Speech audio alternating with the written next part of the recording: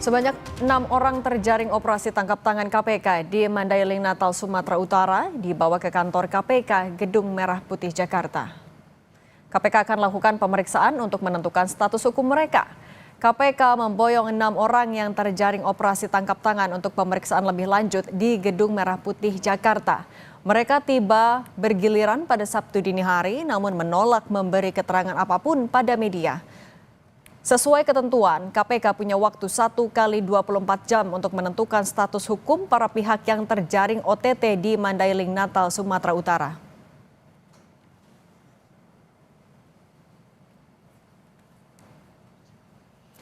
Sebelumnya, KPK menangkap 6 orang dalam operasi tangkap tangan di Mandailing Natal, Sumatera Utara pada hari Jumat. Mereka terdiri dari aparatur sipil negara dan pihak swasta.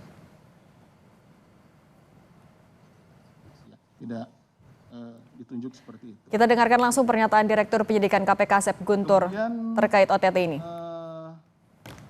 Pengadaan tersebut di jalan proyek pembangunan jalan Kutaim Baru Sipiongot itu nilai proyeknya tersebut sekitar 157,8 miliar. KIR kemudian dihubungi oleh saudara RES yang memberitahu bahwa pada bulan Juni 2025, bulan ini ya, akan tayang proyek pembangunan jalan dan meminta KIR menindaklanjutinya dengan memasukkan penawaran.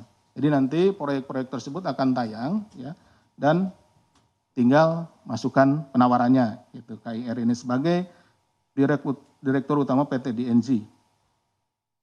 Kemudian pada tanggal 23 sampai 26 Juni 2025, KIR kemudian memerintahkan stafnya untuk berkoordinasi dengan RES dan staf UPTD untuk mempersiapkan hal-hal teknis sehubungan dengan proses e-katalog. Jadi sudah dipersiapkan segala sesuatunya. Dari awal memang PT DNG ini yang ditunjuk akan menjadi pemenangnya. Selanjutnya KIR bersama dengan RES dan staf UPTD mengatur proses e-katalog sehingga PT DGN dapat menang proyek pembangunan jalan Sipiongot Batas Labusal.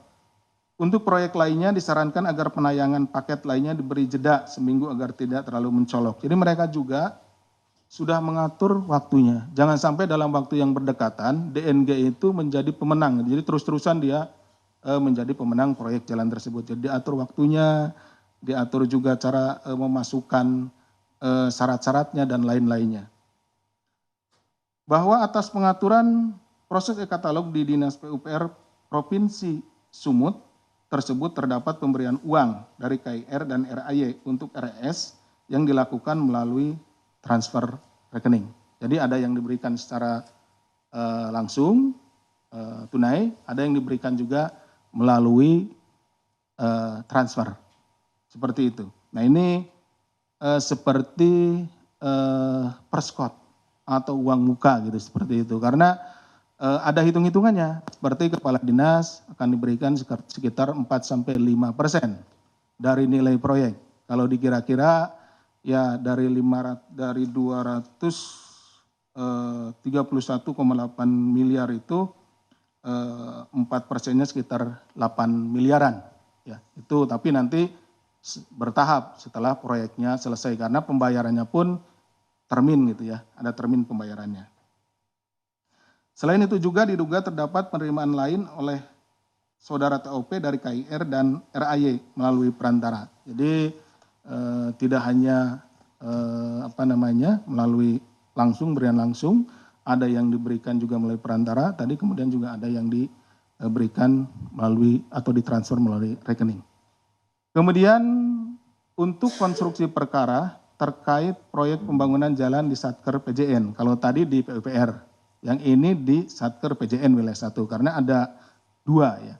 Jadi kami memantau bahwa proyek jalan yang dilaporkan oleh masyarakat itu ada 2 SKPD gitu ya. Ada 2 ini yang satu adalah di PUPR, yang satu lagi di Satker PJN. Saudara Hel selaku PPK Satker PJN wilayah 1 berbeda nih PPK-nya yang tadi. PPK-nya adalah saudara RES ya, yang ini adalah saudara HEL. Selaku PPK Satker PJN Wilayah 1 Provinsi Sumatera Utara adalah penyelenggara negara yang bertanggung jawab antara lain menandatangani dan mengendalikan pelaksanaan kontrak pengadaan serta pengambilan keputusan yang dapat mengakibatkan pengeluaran anggaran belanja. Saudara Kir, kembali lagi nih, Kir. Ini adalah Direktur Utama PT DNG dan Saudara RAY, selaku, ini anaknya Kir ini, selaku Direktur PT. 6 orang yang ditangkap KPK merupakan 6 orang yang masuk dalam operasi senyap KPK pada Kamis malam 26 Juni 2025. Ada 2 klaster dugaan korupsi yang terkait, yakni terkait dengan pengadaan jalan.